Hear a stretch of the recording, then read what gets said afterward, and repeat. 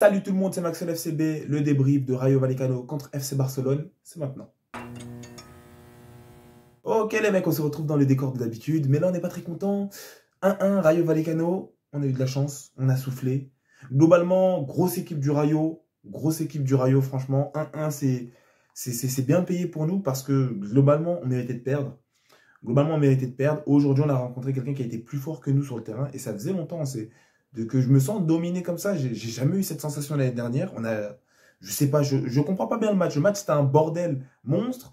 On n'a pas bien joué, mais en fait il n'y avait pas de rythme dans ce match. C'est tout le temps on court tout le temps. Et donc ça veut dire finalement tu te retrouves dans un match. Où je me dis le Rayo, vas-y, ils mettent un pressing intensif dès le début. Je me dis c'est bien, mais est-ce qu'ils vont réussir à maintenir ça durant toute la durée du match? Ils ont réussi, donc ils m'ont fait taire. Je pensais qu'à la mi-temps, franchement, ça allait s'éteindre. Même au bout de 20-30 minutes, ça allait s'éteindre. Et ils ont couru comme ça de A à Z. Bon, globalement, les commentateurs disent, voilà, le Rayo, ils étaient contents de jouer contre le FCB. Ils avaient le sourire aux lèvres. Et ils ont couru comme ça de A à Z. Donc, c'était impressionnant de voir le Barça assez dominé comme ça. Parce que globalement, vraiment, c'est ce qui s'est passé dans le match. En XG, ils sont au-dessus de nous. En nombre de tirs, ils sont au-dessus de nous. En grandes occasions, on a égalité, mais globalement, ils ont eu un momentum. Quand ils l'avaient, c'était plus sérieux que nous, c'était plus dangereux, j'ai trouvé. Et vraiment, je suis dans une situation où vraiment, je ne sais pas c'est quoi cette sensation d'avoir un bon gardien. Là, c'est pas Jean Garcia au goal, c'est un de nos autres gardiens. Les gars, il y a 5-1 pour le Rayo. Ils nous ont bien botté. Là, il y a 1-1. Sachant que le 1 but, penalty discutable, où le poteau fauche, fait un pouce avec sa jambe arrière, un tout. Bon, voilà. On peut dire pas penalty, on peut dire penalty, mais c'est plus du côté du pas penalty. On est plutôt sur du 70-30, 80-20, pas penalty. Ça a été sifflé parce qu'il n'y a pas la VAR. Globalement, déjà, ça, sur ça, on doit revenir. Donc, on est en Liga 1. La principale division espagnole de football. Il y a des millions d'euros partout qui fluctuent de partout. Et donc, t'arrives, la pelouse est sale, la pelouse est dégueulasse. Il y a des chaises, il y a des chaises sur le terrain. C'est-à-dire, à un moment, ça a enlevé des chaises sur le terrain. C'est des chaises du barbecue. C'est des chaises qu'on utilise à Gennevilliers. Il y a des chaises sur le terrain. Donc, ça veut dire, les gars, c'est très grave. Il y a des chaises sur le terrain. La pelouse, elle est dégueulasse. On vient, l'arbitre commence, il dit, ouais, les gars, je ne pas la VAR. Il vient, il part, il revient, il dit, non, les gars, je pense qu'on va mettre la VAR, mais là, pour l'instant, il n'y a pas. Après, tu viens à un moment, vers la 80e, ouais, les gars, c'est bon, c'est réparé. Ils ont branché le câble HDMI. Donc, ça veut dire, c'est du n'importe quoi. Le stade est situé dans une banlieue. La Vidom, on dirait le stade du Red Star. Donc, ça veut dire déjà, de A à Z, le cadre, il était délétère. Vraiment, c'est du n'importe quoi de A à Z. Et maintenant, en plus, dans tout ça, maintenant, à un moment, ça s'échauffe. Et l'arbitre, il n'avait plus la rencontre sous contrôle. À un moment, vers la 60e, comme ça fait les changements. Ça commence à s'échauffer. Ça se pousse, ça simule, ça s'insulte et tout. Et l'arbitre, il fait ce qu'il peut, mais il n'a plus le contrôle de la partie. Bon, encore une fois, on va essayer de revenir et tout, de revoir ce qui a été, ce qui n'a pas été.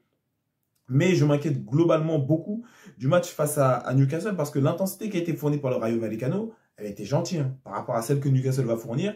C'est très gentil. Newcastle, ça pousse, ça casse vraiment, c'est rugueux, ça t'appuie sur la cheville. Là, le Rayo, ils ont juste couru sur toi à fond. Tout le temps, ils ont couru sur toi à fond, tout le temps.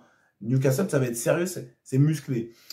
Là, ici, on se retrouve avec un 1. Moi, ce qui me fout aussi un peu le seum, je suis obligé de dire ça, c'est une phrase un peu de rageux, mais c'est la vérité, c'est que c'est des équipes comme ça, comme le Rayo, ils vont tout donner contre le Barça, et après, tu vas voir, ils vont perdre des matchs face à Retafe, face au Deportivo Alavés, 2-3-0, mais parce qu'ici, en tout cas, ils ont tout donné. Vraiment, c'est le meilleur match de leur vie. Je pense que c'est le meilleur match de leur saison. On pourra vérifier ça, mais ils n'ont jamais aussi bien joué ailleurs.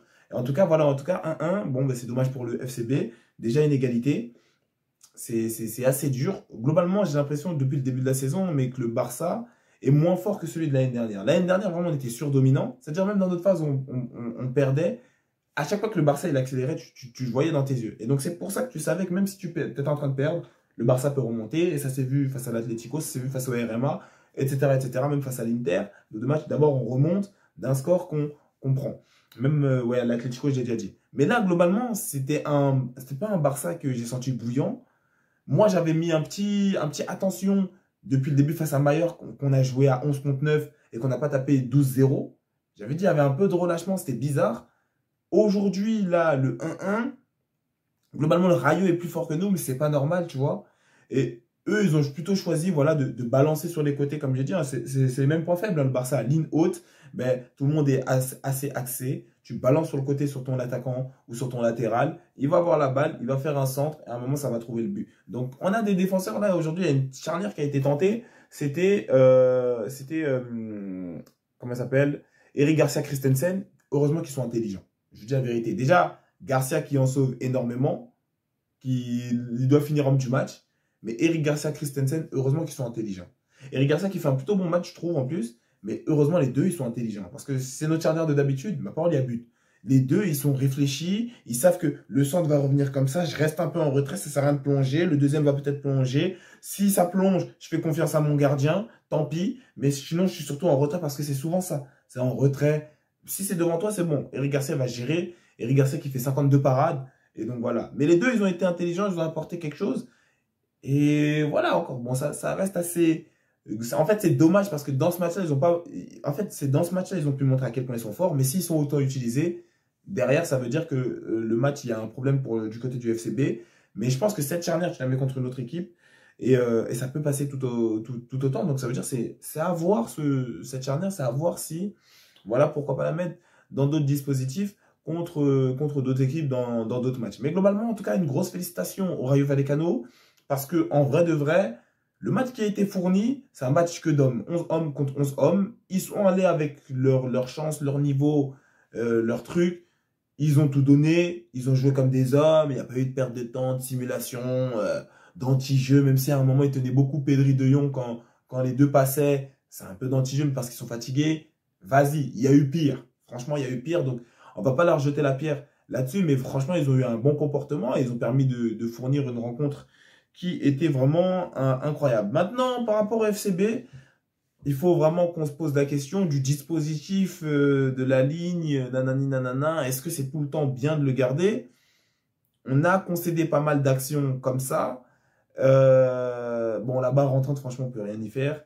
Bon, il y en a un qui prend pas son joueur parce qu'ils sont tous concentrés dans l'axe et ils sont prêts à batailler et plus personne ne réfléchit. Mais c'est ça, globalement, dans ce match-là, l'un des points faibles du Barça, c'est que le Rayo Vallecano, on sent, même si je ne guette pas trop ce club, cette équipe, on sent qu'ils ont l'habitude de faire des matchs pas contrôlés. Ces matchs, ça, c'est des matchs Villarreal où tout le monde court tout le temps, tout le temps, tout le temps.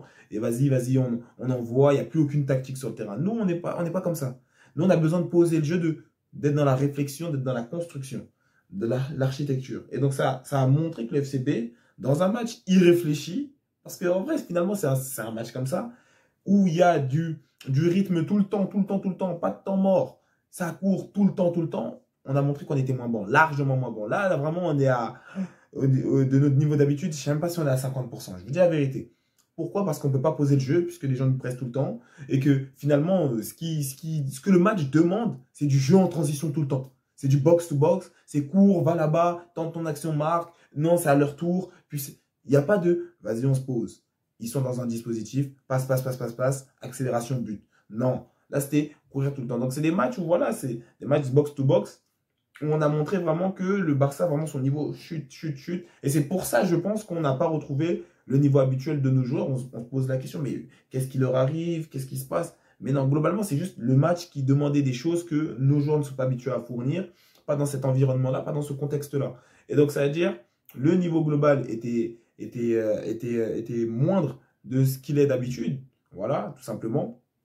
Mais derrière, la défense a quand même assez bien assuré. Et surtout, le gardien, fait un match de gros porc, où clairement, le Rayo Vallecano pouvait gagner 2-1, 3-1, 4-1, 5-1. Ça n'aurait pas été choquant vu le nombre d'actions qu'ils ont proposées, vu le nombre de 1v1 qu'ils ont eu.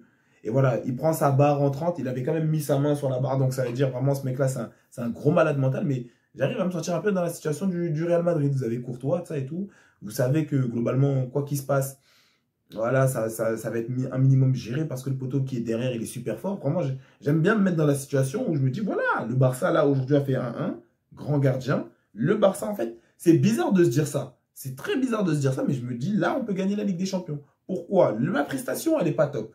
On est d'accord. Mais se dire que les matchs que tu es censé perdre, et c'est ça qu'ils disent, j'avais lu un tweet assez intéressant sur le Real Madrid, c'est que les matchs que le Real était censé perdre l'année dernière, mais Courtois il les sauve et au moins ça fait égalité. Les matchs qu'on est censé perdre, ce match-là on doit le perdre. Si on est honnête, ce match-là on doit le perdre. mais on fait égalité. Pourquoi? Parce qu'il y a un énorme gardien. Et c'est ça qui permet aux grandes équipes de prendre des trophées. Et donc vraiment, dans des trucs comme ça, où tu te dis, si c'est Johan Garcia contre l'Inter, par exemple, ou même dans d'autres situations, tu te dis déjà, ok, on est bien. Et là, c'est un match qu'on doit perdre absolument et qu'on doit perdre beaucoup. C'est même pas que c'est un match où on doit perdre 2-1, 1-0, parce que déjà, on a un penalty, bon, voilà. Donc déjà, de base, tu vois, on est sauvé grâce à ça. Mais en plus, eux, ils marquent, tu vois. Mais en plus, eux, ils doivent pas marquer qu'un but. Donc ça veut dire, tu comprends déjà où je veux en venir, toi qui es supporter barcelonais, ou toi qui as juste regardé le match. Et c'est un match, donc, on doit perdre, et que grâce au gardien, on fait égalité. On reste dans la course au titre, bon, bref, même s'il n'y a que 3 journées qui sont jouées. Mais là, globalement, normalement, on ne prend pas de points. Là, on en prend un. C'est mieux que rien.